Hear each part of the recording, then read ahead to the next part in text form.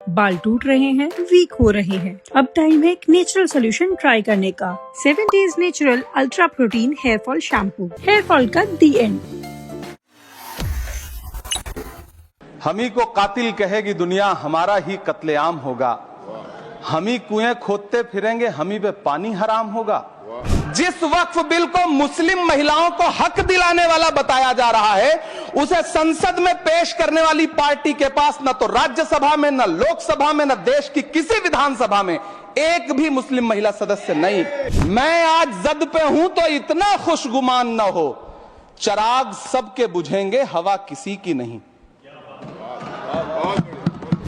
नीतीश कुमार जी हो, चंद्रबाबू नायडू जी हो, चिराग पासवान जी हो, जयंत चौधरी जी हो, देवे गौड़ा जी हो, जीतन राम मांझी जी हो, सबको समझना पड़ेगा कि जब जंगल में आग लगती है तो न वो बरगद बचते हैं जो हवा को आंधी में तब्दील करते हैं, न वो बांस बचते हैं जो आपसी रगड़ से चिंगारी पैदा करते हैं। ये सरकार रात के 3 बजे तक पूरे देश को जगा करके संसद में अपने ही नागरिकों को नीचा दिखाने के लिए वक्फ बिल ला रही थी, तो उधर रात के 1:30 बजे अमेरिका हम पर 26% टैरिफ लगा रहा था। इसे भले किरण जी लेके आए हैं, लेकिन ये उम्मीद की नहीं बल्कि नाउम्मीदी की किरण है। और इस देश की एक बहुत बड़ी आबादी इस बात से खदशे में है, शक में है कि आप सीधे उनकी जमीनों को लूट करके धन्ना सेठों को बेचना चाहते हैं। हम ही को कातिल कहेगी दुनिया, हमारा ही कत्लेआम होगा। हम ही कुएं खोदते फिरेंगे, हम ही पे पानी हराम होगा। सभापति महोदय, सन 1947 में दिल्ली की जामा मस्जिद की तारीखी सीढ़ियों पर खड़े होकर के भारत रत्न मौलाना अबुल कलाम आजाद साहब ने कहा था कि मुसलमानों कहां जा रहे हो, यह है तुम्हारा मुल्क, यहां तुम्हारे आबाओ अजदाद की कब्रें हैं। उस वक्त मौलाना आजाद की ये सदाएं सुन करके लोगों ने अपने सरों की गठरियां उतार करके रख दी थी। आज उसी दिल्ली में मौजूद देश की संसद में एक बिल आया है जो हमसे उसी जामा मस्जिद की सीढ़ियों के सबूत मांगेगा, जो उन्हीं सीढ़ियों के पास अपनी कब्र में सोए हुए मौलाना आजाद को फिर से कब्र से सदा देनी पड़ेगी कि ये जो कब्र है वो मेरी कब्र है, ये किसी सरकार की जागीर नहीं है। सभापति महोदय, मैं जहां खड़ा हूं इसी संसद भवन के सामने सड़क के उस पार अपनी कब्र में सोए हुए भारत के पूर्व राष्ट्रपति फखरुद्दीन अली अहमद की कब्र है। शायद अब उस कब्र से भी सदाएं आए कि ये कब्र मेरी कब्र है, ये सरकार की जागीर नहीं है।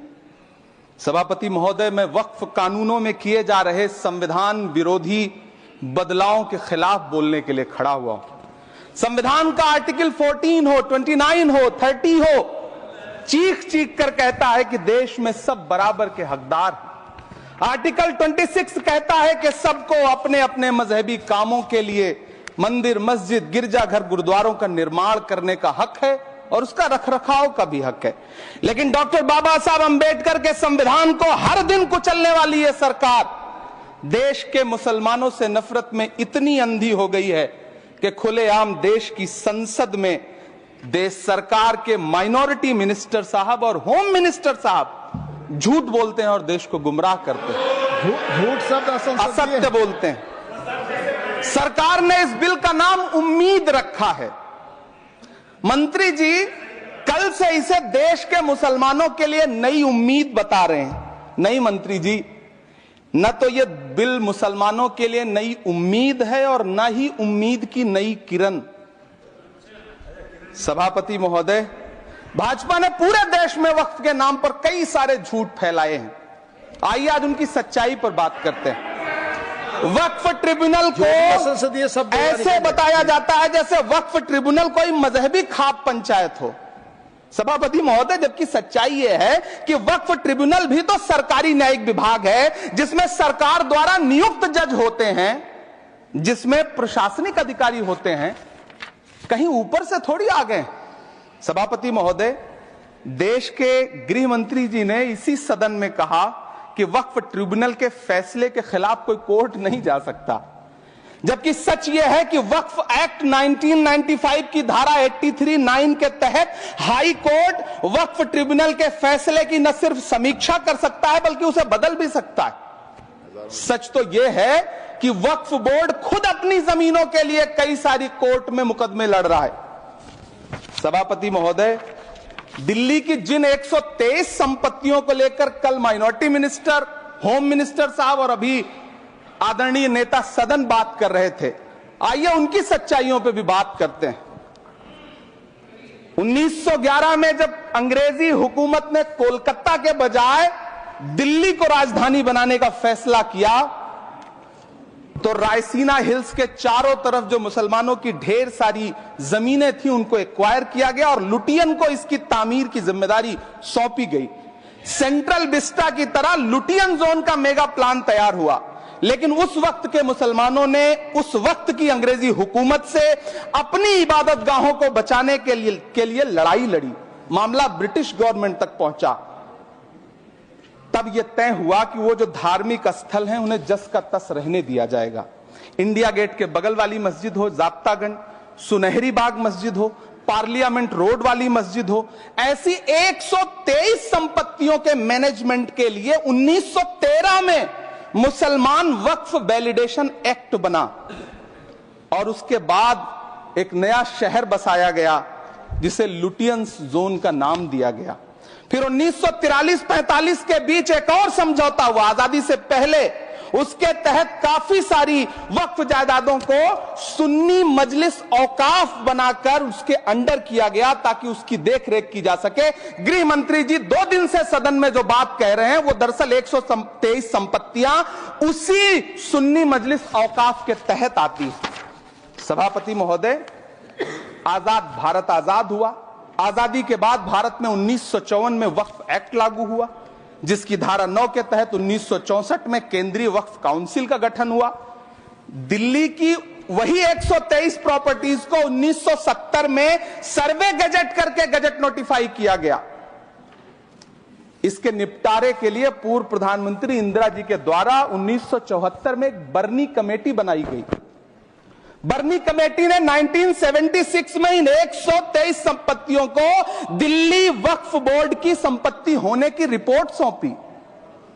उस रिपोर्ट के आधार पर 1984 में कांग्रेस सरकार ने उन 123 प्रॉपर्टीज को दिल्ली वक्फ बोर्ड को सौंपने का फैसला किया, जिसके खिलाफ विश्व हिंदू परिषद कोर्ट गई। मामला 2011 तक पेंडिंग रहा। फिर 2011 में कोर्ट ने सरकार को आदेशित किया कि इसका निपटारा करो। तब 2013 में तत्कालीन यूपीए सरकार ने दिल्ली की उन्हीं 123 जायदादों को बर्नी कमेटी की सिफारिशों के मुताबिक वक्फ बोर्ड के हवाले किया। यही वो प्रॉपर्टीज हैं जिनके नाम से गृह मंत्री जी कल से कांग्रेस को कोस रहे हैं।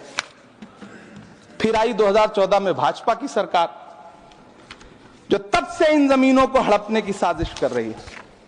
जिस बिल को मुसलमानों के हुकूक की हिफाजत करने वाला बिल बताया जा रहा है, उसी को पेश करने के लिए और उस पर बात करने के लिए लोकसभा में भाजपा सरकार के पास एक भी मुस्लिम सांसद नहीं है। जिस वक्त, मैं लोकसभा कह रहा हूं, सुना करिए, जिस वक्फ बिल को मुस्लिम महिलाओं को हक दिलाने वाला बताया जा रहा है, उसे संसद में पेश करने वाली पार्टी के पास न तो राज्यसभा में, न लोकसभा में, न देश की किसी विधानसभा में एक भी मुस्लिम महिला सदस्य नहीं। कल किरण रिजिजू जी कह रहे थे कि रेलवे की जमीनें देश की जमीनें हैं, डिफेंस की जमीनें देश की जमीनें हैं। हां मंत्री जी, हैं, बिल्कुल हैं। ये जो वक्फ की जमीनें हैं, ये हमारे पुरखों ने धार्मिक कामों के लिए डोनेट किया है, तो हम भी तो इसी देश के नागरिक हैं, हम भी तो इसी देश के बेटे हैं, तो वक्फ की जमीनें भी तो इसी देश की जमीनें हैं। उनको पराया क्यों बोलते हैं आप? सभापति महोदय, अशफाकुल्लाह खान जब फैजाबाद की जेल में फांसी के फंदे पर झूल रहे थे, तो इसी देश की जमीन के लिए झूल रहे थे ना। सभापति महोदय, अंडमान की जेल में काला पानी की सजा काटकर अपनी जान देने वाले मौलाना फजले हक खैराबादी हो या शेर खान अफरीदी हो, वो भी तो इसी जमीन के लिए अपनी जान दे रहे थे ना। सभापति महोदय, पाकिस्तान के खिलाफ लड़ते हुए अपनी जान देने वाले महावीर चक्र विजेता ब्रिगेडियर उस्मान हो या पाकिस्तान के पैटर्न टैंक उड़ाने वाला परमवीर चक्र विजेता वीर अब्दुल हमीद हो, वो भी तो इसी जमीन के लिए अपनी जान दे रहा था ना। और मंत्री जी, मैं इस सदन में अलल ऐलान ये कहता हूं कि जब भी इस देश की जमीन को लहू की जरूरत होगी, आपसे 2 कदम आगे इमरान खड़ा मिलेगा। ये मैं आपसे यकीन दिलाते हुए कह रहा हूं। सभापति महोदय, मैं सरकार से कहना चाहता हूं, हमसे हमारी इबादत गाहें तो मत छीनिए ना, हमारे घरों पे बुलडोजर तो मत चलाइए ना, हमारी कब्रों में तो हमें सुकून से सोने दीजिए ना। सभापति महोदय, माइनॉरिटी मिनिस्ट्री का बजट कट करके, मुस्लिम बच्चों की स्कॉलरशिप बंद करके अब सरकार कह रही है कि हम वक्फ की आमदनी से गरीब मुसलमानों का भला करेंगे। गुजरात की बेटी बिल्किस के बलात्कारियों की रिहाई के बाद उन्हें माला पहनाने वाली लोगों के नेता ये कह रहे हैं कि यह बिल मुस्लिम महिलाओं को उनका हक दिलाएगा।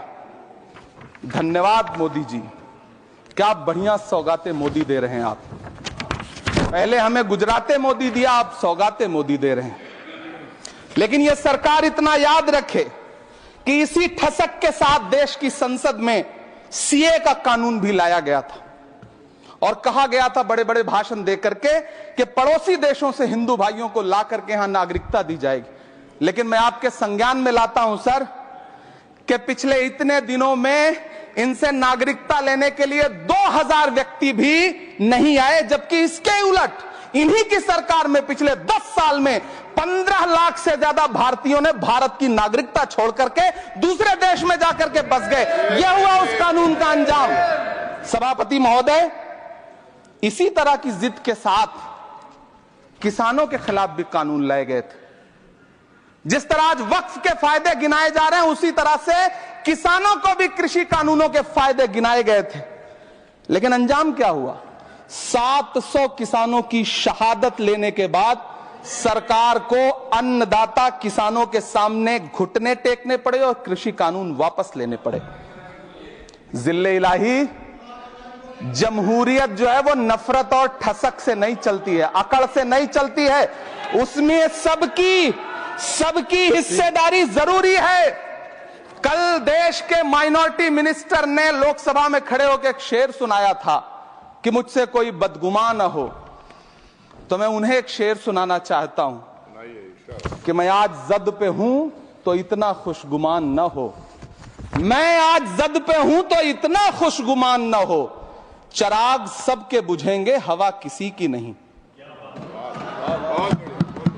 नीतीश कुमार जी हो, चंद्रबाबू नायडू जी हो, चिराग पासवान जी हो, जयंत चौधरी जी हो, देवे गौड़ा जी हो, जीतन राम मांझी जी हो, सबको समझना पड़ेगा कि जब जंगल में आग लगती है तो न वो बरगद बचते हैं जो हवा को आंधी में तब्दील करते हैं, न वो बांस बचते हैं जो आपसी रगड़ से चिंगारी पैदा करते हैं। सभापति महोदय, जब देश को मनमोहन सिंह साहब जैसा काबिल प्रधानमंत्री मिलता है तो देश को आरटीआई जैसा एक्ट मिलता है, सेज जैसा एक्ट मिलता है, मनरेगा जैसा एक्ट मिलता है, लिबरलाइजेशन मिलता है, राइट टू एजुकेशन मिलता है, नेशनल फूड सिक्योरिटी एक्ट मिलता है। लेकिन जब देश को सौगातें मोदी मिलती है तो क्या मिलता है? सीए मिलता है, फॉर्म्स लॉ मिलता है, आर्टिकल 370 मिलता है, इलेक्टोरल बॉन्ड जैसा एक्ट मिलता है और वक्फ अमेंडमेंट एक्ट जैसे बिल देश को मिलते हैं। मुझे तो अपने हमवतन भाइयों से पूछना है कि आपको अपने बच्चों की तरक्की, खुशहाली और नौकरी की दरकार है या फिर मुसलमानों की दान की गई जमीनों को लूटकर धन्ना सेठों को देने की साजिश करने वाले कानून की? सभापति महोदय, यह सरकार रात के 3 बजे तक पूरे देश को जगा करके संसद में अपने ही नागरिकों को नीचा दिखाने के लिए वक्फ बिल ला रही थी, तो उधर रात के 1:30 बजे अमेरिका हम पर 26% टैरिफ लगा रहा था। सरकार की प्राथमिकताएं देश को पता। सभापति महोदय, मैं बहुत भावुक हूं आज और मुझे अच्छा लगा कि आदरणीय नेता सदन जगत प्रकाश नड्डा जी ने बहुत अच्छी बातें भी की, मन से बातें की। क्योंकि उनके नाम में प्रकाश जुड़ा है तो मैं उनमें हमेशा एक रोशनी की किरण देखता हूं।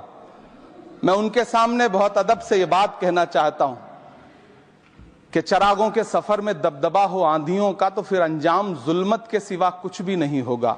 ये दुनिया नफरतों के आखिरी स्टेज पर है, इलाज इसका मोहब्बत के सिवा कुछ भी नहीं होगा। मैं भावुक हूं, मेरी पलकें गीली हैं।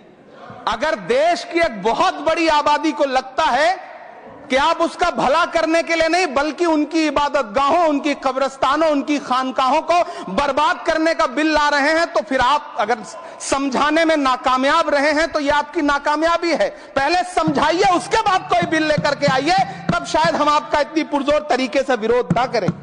लेकिन सभापति महोदय, मैं अंत में सिर्फ इतना कहना चाहता हूं कि इस बिल में जो भी पॉइंट्स दिए गए हैं, बॉम्सी पोर्टल देख लीजिए, सरकार का झूठ आपको पकड़ में आ जाएगा। हम डरे नहीं हैं, हम सिर्फ सरकार से अपील कर रहे हैं कि हमें अपना समझिए। हम आपके अपने हैं, इस देश के नागरिक हैं और आप ताकत में हैं। संख्या बल के आधार पर बिल हो सकता है आप पास करा ले, लेकिन आपको यह बात समझनी पड़ेगी कि हम तो वो तारीख हैं, जहनों में रहना है जिसे, कागजी पुर्जे नहीं जो फाड़ डाले जाएंगे। जिस जमीन पर मैं खड़ा हूं ये मेरी पहचान है। आप आंधी हैं तो क्या मुझको उड़ा ले जाएंगे? आपको यह बात समझनी पड़ेगी। आपको अगर इतना विपक्ष की तरफ से पहले जेपीसी में इतने सारे पॉइंट्स आए और उसके बाद कल से लोकसभा में और राज्यसभा में सुझाव आप सुनने को तैयार नहीं है, लोगों की शंका को दूर करने के बारे में आप बिल्कुल सोच नहीं रहे, बस आप कह रहे हैं यह बिल उम्मीद की नई किरण है। नहीं साहब, इसे भले किरण जी लेके आए हैं, लेकिन ये उम्मीद की नहीं बल्कि नाउम्मीदी की किरण है। और इस देश की एक बहुत बड़ी आबादी इस बात से खदशे में है, शक में है कि आप सीधे उनकी जमीनों को लूट करके धन्ना सेठों को बेचना चाहते हैं। मेरी अब भी आपसे अपील है कि इस बिल को वापस लीजिए। यह बिल कहीं से आपके अपने नागरिकों के लिए अच्छा नहीं है। यह बिल सिर्फ इस देश के मुसलमानों को नीचा दिखाने का और अपने एक ऐसे मतदाता वर्ग को खुश करने का बिल है जिनको इस बिल के पास हो जाने से कुछ मिलेगा भी नहीं। लेकिन आप एक नैरेटिव देना चाहते हैं, एक मैसेज देना चाहते हैं। मेरी आपसे अपील है कि कृपया ये जो सबका साथ सबका विकास का नारा है, इस नारे को रत्ती भर तो चरित्रार्थ कर दीजिए।